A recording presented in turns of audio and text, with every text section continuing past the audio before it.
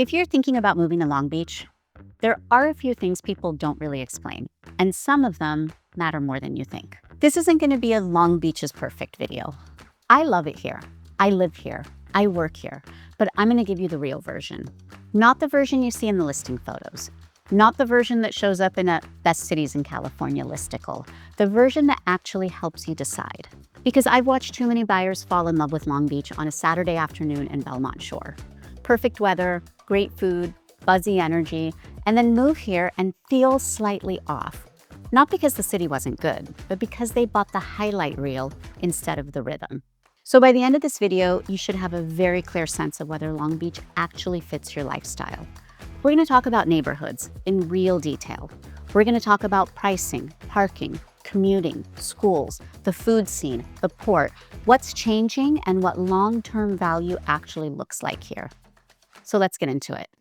The first things people misunderstand. Long Beach feels like multiple cities inside one city. That's the first thing people misunderstand. And I don't mean that in a vague way. I mean literally. Belmont Shore feels completely different from Bixby Knolls. Downtown feels different from Naples. Bluff Heights feels different from Wrigley. Los Cerritos feels different from Signal Hill. And Park Estates feels different from the East Village. These aren't just different price points. They're different lifestyles, different rhythms, different types of people. If you pick the wrong neighborhood, you won't hate Long Beach. You'll just feel slightly out of sync with it. And I see this constantly. People assume beach city is beach city. But Long Beach isn't Santa Monica. It's not Huntington. It isn't Newport. It doesn't have the same polish or the same price tag. What it has is its own personality. Gritty in some places, artsy in others, suburban and quiet in other places. And what you have to understand which version of Long Beach you're actually buying into. Let me walk you through the main ones. Belmont Shore is the neighborhood that most people picture when they think Long Beach. It's the walkable stretch along 2nd Street. Coffee shops, restaurants, boutiques, bars. You're close to the water, it's vibrant, it's social, and it also has some of the tightest parking in the city. Smaller lot sizes and can feel very busy on weekends. If you want walkability and energy, Belmont Shore delivers. If you want quiet and space, it might not be your fit. Naples is directly next to Belmont Shore and is one of the most unique neighborhoods in all of Southern California. It's a series of islands with canals. Actual canals you can kayak or paddleboard through. It's charming, it's walkable, and very community-oriented. It's also more expensive and has a very specific, slower pace that either feels like a dream or feels too quiet, depending on who you are. Bluff Heights and Bluff Park are just west of Belmont Shore, and these neighborhoods are underrated. Craftsman bungalows, some Art Deco, great architecture. Still close to the beach, but with a more neighborhood feel than Belmont Shore. These areas attract artists, young families, and people who want walkability without paying peak Belmont Shore prices. Bixby Knolls is a completely different energy. It's more inland, centered around Atlantic Avenue and quieter, more suburban, great mid-century architecture. There's a small but strong restaurant and gallery scene along the main corridor. If you want a real neighborhood feel, kids playing outside, people knowing each other, Bixby Knolls often fits that. Downtown Long Beach is evolving. There's investment happening, new restaurants, new development, a more urban energy than most of the city. It's also more transient. There are density and social service issues near certain blocks that you need to know about before you buy. This isn't something to be alarmed by, but it's something to be clear-eyed about. Los Cerritos and Park Estates are for the buyer who wants space, larger lots, mature trees, more traditional suburban feel, highly regarded schools nearby. These neighborhoods don't give you a beach walk, but they give you something different, a quieter and more rooted quality of life. Signal Hill is technically its own city. It's not Long Beach, but it sits right in the middle of it. Views are excellent. Pricing is often more accessible, worth understanding if you're open to it. And then there's Wrigley, one of the most affordable pockets close to the 405, historically overlooked, now seeing more attention from buyers priced out of other areas. The point is, before you look at price, before you look at square footage, define which version of Long Beach actually fits your daily life. Pricing and what you're actually paying for. In Long Beach, you're not primarily paying for square footage. You're paying for positioning. You're paying for proximity to the water.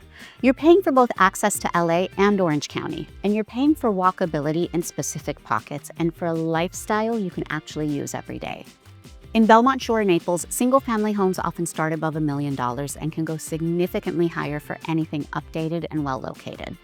In Bluff Heights or Bixby Knolls, there's more range. There are still properties in the 700s and 800s if you're patient and strategic. In Los Cerritos or Park Estates, larger homes on bigger lots might run 1.1 to 1.8 million or higher depending on condition and position. In downtown, condos can be more accessible, but with HOA costs, you need to calculate total monthly spend carefully. An $850,000 house in Long Beach will not look like an $850,000 house farther inland. That's real. You're not maximizing square footage here, but you're buying how you spend your time. Morning walks by the water, dinner on 2nd Street, being 10 minutes from most of what you need instead of 30. If you measure it purely by price per square foot, it can feel expensive. If you measure it by lifestyle value and long-term demand, it makes more sense. I'm Beatrix Whipple, owner of the Whipple Group, longtime Long Beach resident, realtor, athlete, and sourdough enthusiast. If you want to keep learning what's actually happening in the Long Beach market, hit subscribe. Let's talk about the weather. Let me say something quickly about the weather because it factors into the lifestyle math. Long Beach gets marine layer from roughly May through July, and locals call it June gloom, though it really extends into what feels like early summer. If you're coming from another part of Southern California or from inland, this can be an adjustment. The mornings can feel gray and cool even when the rest of LA is sunny. By afternoon, it usually burns off. And then from late summer through fall, Long Beach is genuinely stunning. Warm, clear, perfect beach weather. The point isn't that the weather is bad. It isn't. The point is that people sometimes move here imagining year-round beach paradise and don't account for the marine layer pattern. Now they know. Let's talk about something that sounds small, but is not small: parking. And before you tune this part out, stay with me, because I've seen this become the single biggest source of daily friction for buyers who didn't think it through. In most walkable, desirable parts of Long Beach, Belmont Shore, Bluff Heights, parts of downtown, parking is constrained. Street sweeping schedules means you can't just leave your car wherever. If you have guests, they're circling the block. If you get home late on a Friday night, you're circling the block over and over every day.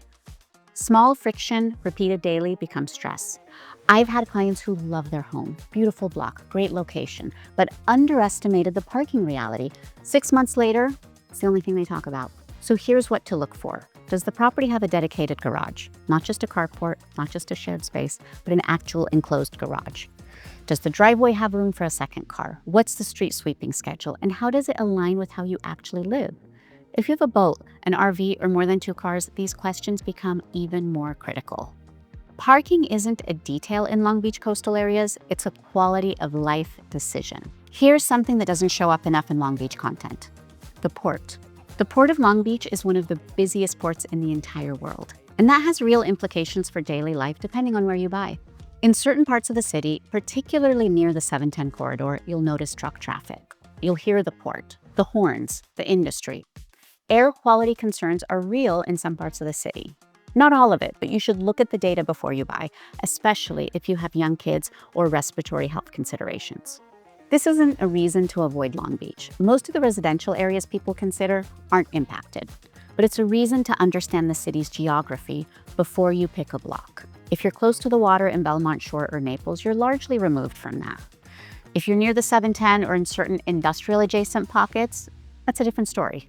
Again, hyper-local matters here. Which brings me to one of the most important things I'll say in this video. Long Beach changes block by block, not neighborhood by neighborhood, block by block.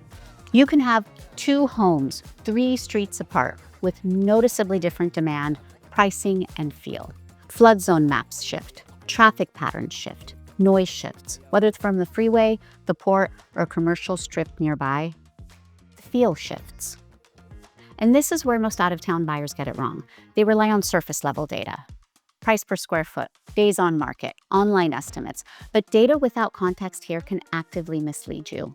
Because an online estimate doesn't know that this block has a flight path overhead. It doesn't know that 3 streets over is a flood zone. It doesn't know that this property backs to a commercial alley that gets loud on Thursday nights. The difference between buying well and overpaying in Long Beach is usually subtle, It's rarely dramatic, it's positioning. And positioning requires someone who knows the city at the block level, not just the zip code level. Let me address schools, because this comes up constantly. Long Beach Unified is a large district, and like most large urban districts, quality varies significantly school by school. There are excellent elementary schools in Long Beach. Los Cerritos Elementary, Lowell, Kettering, and families who research carefully end up very happy. But you can't assume location alone tells you what you need to know about school quality. You have to look at the specific school boundaries for the specific address. The Long Beach area also has very well-regarded private school options if that's part of your planning. And if you're considering Los Cerritos or Park Estates specifically, part of what you're paying for is proximity to some of the district's more consistently strong schools. Another thing to note about Long Beach schools is that Long Beach is a school of choice district. So if your home isn't in the school district that you want to be, provided that there is room in another school, you may be able to transfer your kids to another school that's not the assigned school for your address. Something to keep in mind, a little bit more flexibility than other school districts, but it's never a guarantee. If schools are a top priority, tell your agent before you fall in love with the property. Don't reverse engineer it afterwards. Now, let's talk about what Long Beach actually feels like to live in day to day. The food scene here is genuinely good, and it's underrated relative to LA. 2nd Street and Belmont Shore has been a dining destination for years, but Pine Avenue downtown has grown. The East Village has interesting spots. Bixby Knolls has developed into its own small but quality corridor. Long Beach has more restaurants per capita than you might expect, and a lot of them are independent, not chains.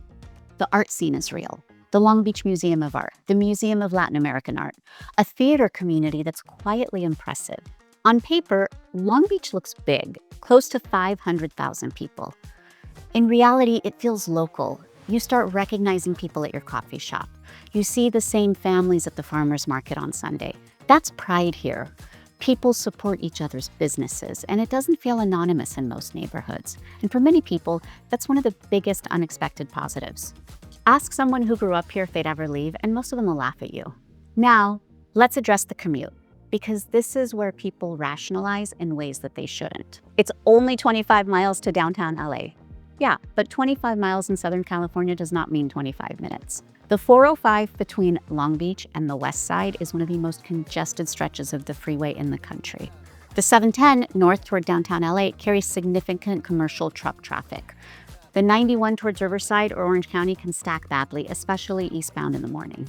What looks manageable on a map can feel very different on a Tuesday morning at 8 a.m. Here's my rule. If you're going to commute regularly, test it. Drive the actual route during actual traffic hours, not a Sunday afternoon, not a Google Maps estimate, because what you can tolerate for a one-time trip and what you can tolerate 5 days a week are completely different things. And when you multiply that commute across a year, time, gas, mental energy, it adds up fast. The good news, if you're hybrid or fully remote, Long Beach suddenly becomes extremely attractive. You get the lifestyle without the commute math working against you. And a growing number of buyers here are exactly in that situation. Long Beach is not static. It's actively changing, and that matters for anyone buying here. Downtown has seen continued investment. New restaurants, new apartment developments, an improving arts district. There are infrastructure projects in motion that will affect traffic patterns and walkability over the next several years. The city's been more intentional about its waterfront, the Queen Mary, the Pike area, the harbor improvements. These aren't finished stories, they're ongoing. And that's both a risk and an opportunity depending on how you think about it. If you're buying in an area that's improving, you can benefit from that trajectory. If you're buying at the peak of what an area can realistically become, you need to price accordingly. Understanding where Long Beach is going, not just where it is part of buying smart here. Okay, let's zoom out and talk long-term value. Long Beach isn't a hype market. It doesn't spike wildly the way some speculative areas do. It also doesn't crash dramatically. It tends to move steadily. It appreciates through positioning and demand and not speculation. Inventory stays relatively tight because people buy here and stay. Turnover is lower than you might expect. When a well-positioned property in Belmont Shore or Naples comes to market, it moves quickly because there just aren't that many of them. If you buy thoughtfully and hold long-term, historically Long Beach has been stable and appreciating. But stability only benefits you if you bought correctly. If you overpaid for a poorly positioned property on the wrong block, stability doesn't save you. Long Beach rewards informed decisions, and it punishes rushed ones. I want to pause for a moment before we get to the close. Are you choosing Long Beach because you visited or because you've studied it? Those are two very different things. Visiting gives you a highlight reel. You caught it on a beautiful Sunday in October. The light was perfect. You had a great meal on 2nd Street. You walked along the water and you felt something. That's real. That feeling is real. But living here is about rhythm. Groceries on a Wednesday evening, your commute on a rainy Tuesday, parking when you get home at 10 p.m., what the summers actually feel like when the marine layer rolls in at 7 a.m., how you feel about noise on a weekend night if you're near a commercial strip. The buyers who are happiest long-term are the ones who thought about the boring details, because boring details become daily life. So here's what no one tells you about Long Beach. It's layered, it's nuanced, it's extremely hyper-local. If you choose a neighborhood that matches your actual daily rhythm, not just your aspirational weekend self, if you understand the real costs of coastal living and price them in honestly, and if you think realistically about commute, parking, and schools, and if you buy with long-term positioning in mind and not on emotion, Long Beach can be an incredible place to live. But if you treat it like every other beach town or rush the decision or rely on surface level data, you might land somewhere that looks right and feels slightly off. And in real estate, slightly off compounds. Alignment matters more than aesthetics. And if you want to talk through your specific situation, reach out directly. I personally respond to every message because in a city this nuanced, strategy makes all the difference. Thanks for watching. I'll see you in the next one.